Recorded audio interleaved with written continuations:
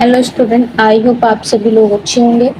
Welcome back our YouTube channel Ashish Tiwari. My name is Muskan and आज की इस video में हम बात करेंगे प्राइमरी एजुकेशन इन इंडिया। हमारा जो सब्जेक्ट है डिसिप्लिन का, सेमेस्टर 6 का सब्जेक्ट है। हमने अपनी लास्ट वीडियो में इसका चैप्टर नंबर 9 में उसको कवर किया था। जिसमें लास्ट वीडियो नहीं देखी है वो वीडियो देख लीजिएगा। पूरी वीडियो देखेंगे तभी आपको समझ में आएगी एग्जैक्टली आपको चैप्टर के अंदर क्या बताया गया है।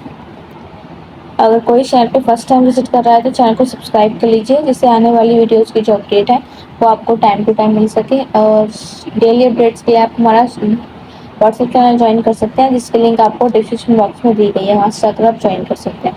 तो आज हम बात करते हैं इस वीडियो में चैप्टर नंबर 10 की, यूनिट नंबर 3 है।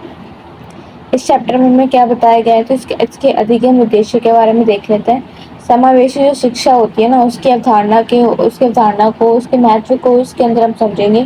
फर्स्ट ऑफ ऑल हम समावेशी शिक्षा है, उसकी क्या अवधारणा है, उसके महत्व क्या है, इस बात को समझेंगे। सेकंड पॉइंट ये है कि शिक्षा में जो विविधता है और जो समानता के सिद्धांत है उसको जानेंगे। समावेशी शिक्षा से जुड़ी क्या चुनौतियां थी, उसके क्या समाधान है, उन सभी चीजों को हम पहचानेंगे। तो अपने इस चैप्टर में हमें ये 3 टॉपिक्स हैं, इनको कवर करना है। इसका इंट्रोडक्शन देख लेते हैं, प्रस्तावना। तो आजकल आज की जो शिक्षा है ना, उसका उद्देश्य होता है कि सभी बच्चों को बराबरी का अवसर मिले, या फिर वो कोई इंस्टीट्यूट हो, कोई स्कूल हो, या कोई भी स्पेसिफिक इंस्टीट्यूशनल कोई भी स्पेसिफिक एजुकेशनल कोई सेंटर हो, तो वहाँ पे उनका यही मकसद होता है कि सभी बच्चों को बराबरी की शिक्षा मिल जाए, किसी के साथ भी जाति के नाम पर या किसी भी कैटेगरी के नाम पर उनके साथ भेदभाव नहीं कर सके। चाहे वो इसमें लिखा है इस पर कि चाहे वो किसी भी जाति का हो, किसी भी धर्म, वर्ग, लिंग या किसी भी क्षमता से संबंधित हो, उन सभी को बराबरी की शिक्षा प्राप्त करने का अधिकार है। समावेशी शिक्षा का मतलब यही होता है कि कोई भी बच्चा, समावेशी शिक्षा का यही मतलब होता है कि कोई भी बच्चा शिक्षा से वंचित ना रहे, सभी को समान रूप से स्कूलों की जो मुख्य धारा में शामिल कर, सभी को इक्वली सपोर्ट डिफाइंड किया जाए, सबको स्कूल में शिक्षा प्रदान की जाए। समावेशी शिक्षा की क्या अवधारणा है, तो समावेशी शिक्षा अर्थ क्या है पहले ये देख लेते हैं। समावेशी जो शिक्षा है ना, वो प्रक्रिया है जिसमें सभी बच्चे, चाहे वो सामान्य हो या किसी भी विशेष प्रकार की उनकी कोई भी आवश्यकता वाले हो, एक साथ एक ही कक्षा में वो पढ़ते हैं। ठीक है, और ये समान अवसर पर तो एक साथ एक ही कक्षा में वो लोग पढ़ते हैं, सभी को समान शिक्षा का अधिकार दिया जाता है। उदाहरण देख लेते हैं कि एक ही कक्षा में सामान्य जो छात्र हैं,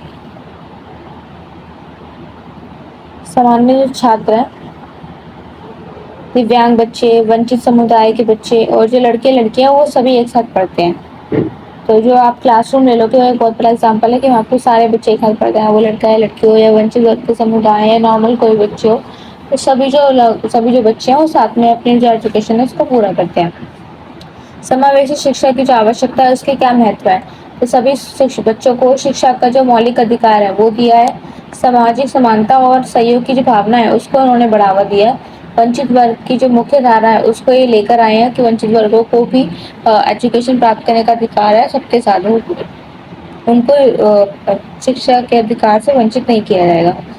बच्चों में सहनशीलता और विविधता की जो स्वीकारने की जो गुण विकसित, वो उनके अंदर, उनका पेशेंस लेवल, और जो बच्चों में जो शिक्षा प्राप्त करने के लिए जो अलग अलग कैटेगरीज आते हैं वो सभी को समझने के लिए, उनके विकास, उनको इनके जो गुण है वो समझ में आ जाने चाहिए, इस चीज का विकास भी किया जाता है। तो समावेशी शिक्षा की आवश्यकता हो समय ये बच्चों को समझाया जाता है। समावेशी शिक्षा है ना, उसके क्या क्या क्षेत्र है, तो दिव्यांग बच्चे इसमें आते हैं, दृष्टिहीन बच्चे या श्रवणबाधित बच्चे या मानसिक रूप से जो मंद होते हैं, मतलब कमजोर होते हैं, वो सारे दिव्यांग बच्चों में आते हैं। सामाजिक और आर्थिक रूप से जो पिछड़े वर्ग के लोग बच्चे होते हैं वो इस क्षेत्र के अंदर में आते हैं। अनुसूचित जाति के, जनजाति के जो लोग होते हैं वो आते हैं। अल्पसंख्यक जो समुदाय है वो आते हैं।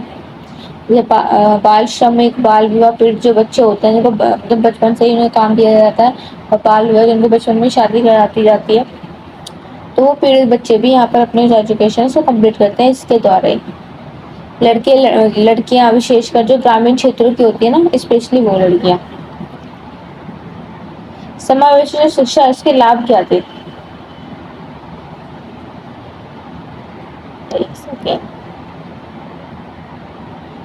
समावेशी शिक्षा के क्या लाभ है, तो समान अवसर, सभी बच्चों को एक जैसा सीखने का मौका मिलता है। सभी बच्चों को एक जैसा सीखने का मौका मिलता है। फर्स्ट ऑफ ऑल ये है सह अस्तित्व की भावना। तो इसमें क्या है कि बच्चों में जो आपसी सहयोग है, समझदारी है और सहिष्णुता, मतलब एक दूसरे की मदद करना, साथ में मिलकर पढ़ाई करना, समझदारी है, समझना एक दूसरे को, तो ये सारी जो भावनाएं ये बच्चों के अंदर आती है। तो सही अस्तित्व की जो भावना है वो उनके अंदर बढ़ती है। समाज में सुनिश्चितता, तो जाति, धर्म, वर्ग के भेदभाव को दूर करने के लिए ये एक बहुत ही महत्वपूर्ण सहायक है कि जाति, धर्म के इन सभी वर्ग के भेदभाव को दूर करके उनकी एजुकेशन को सबको कंप्लीट किया जाए, ताकि बताया जाए कि जो कक्षा में जो सभी बच्चे पढ़ते हैं वो एक समान होते हैं। सभी टीचर्स के लिए सारे बच्चे समान एक समान होते हैं। शिक्षा की जो गुणवत्ता है उसमें सुधार किया जाता है। जो शिक्षक है ना वो ज़्यादा संवेदनशील और नवाचार आधारित शिक्षण अपनाते हैं, ताकि बच्चों को अगर कुछ भी समझ नहीं आता दोबारा पूछते हैं, तो उनके अंदर संवेदनशील, मतलब उनके अंदर पेशेंस लेवल अच्छा होना चाहिए, तभी वो अपनी शिक्षा नीति है उसको अपना सकते हैं। इसी पर आधारित होती है। समावेशी शिक्षा क्या चुनौतियाँ रही हैं? तो बुनियादी संसाधनों की कमी आई है। रैप, ब्रेल किताबें, सहायक उपकरण, ये सारी जो शिक्षा संसाधनों की इनकी वजह से कमी आई थी। शिक्षकों का विशेष प्रशिक्षण नहीं हो पाया था, इसलिए शिक्षकों के अंदर भी कमी आ रही थी। समाज की मानसिकता, दिव्यांग या वंचित जो बच्चे हैं उनको कमतर पर समझा रहा था। ठीक है, और जो विभिन्न किस्म की भाषाएं है, संस्कृति है, क्षमता, उनका संतुलन बनाए रखने के लिए बहुत ही कठिन वक्त है। ये सारी चुनौतियां ये हमें देखने को मिलती थी।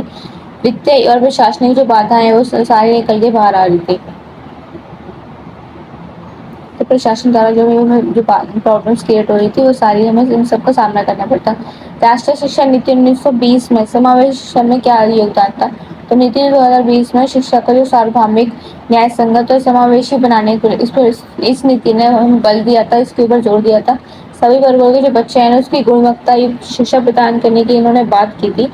लड़कियां या एसएससी, एसटी, दिव्यांग, आदिवासी, अल्पसंख्यक, इन सभी के लिए विशेष प्रयासों का सुझाव भी दिया था इन्होंने। स्कूल परिसर में उसमें समावेशी को सहयोगी बनाने की इन्होंने बात भी कही थी। प्रारंभिक शिक्षा में समावेशिता को सुनिश्चित करना। तो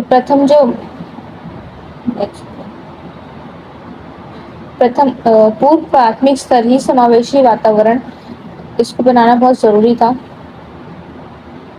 उसके बाद देखते हैं कि जो शिक्षक है ना उसको प्रशिक्षण दिए जाए थे, लेकिन वो विशेष आवश्यकता वाले बच्चों को कैसे पढ़ाएंगे, इस बात के लिए भी उनको सिखाया जा रहा था कि हमें जो स्पेशलिस्ट जो बच्चे होते हैं, दिव्यांग बच्चे होते हैं, दृष्टिहीन बच्चे होते हैं, या वो नॉर्मल नहीं होते, अब नॉर्मल होते हैं, तो उनको किस तरह से पढ़ाया जाए इस बात के लिए भी उनको बताया जाता था।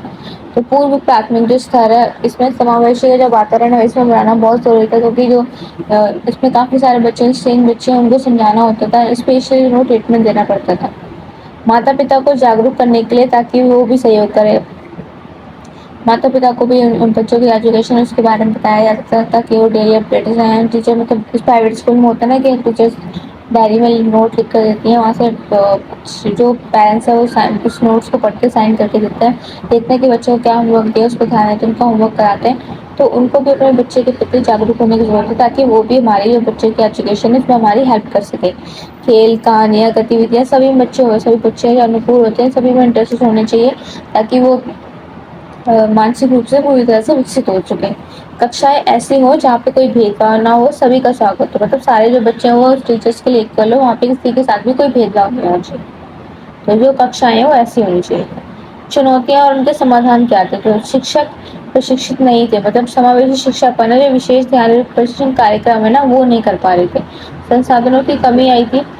सरकारी और गैर सरकारी संसाधन है उसमें इनकी भागीदारी हो रही थी। सामाजिक भेदभाव, जन जागरूकता अभियान और सकारात्मक जो वातावरण है वो देखने को मिल रहे थे।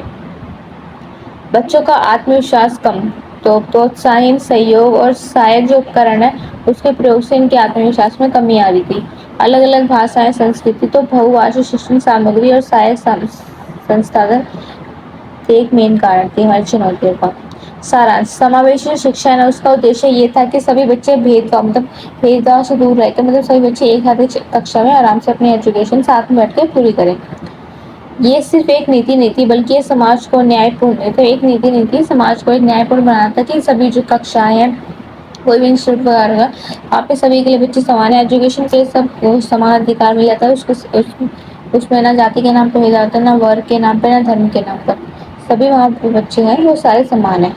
इसके लिए शिक्षक, समाज, सरकार, परिवार सभी को साझेदारी की आवश्यकता भी होती है, क्योंकि यही सब हमें लोग प्रेरणा देते हैं।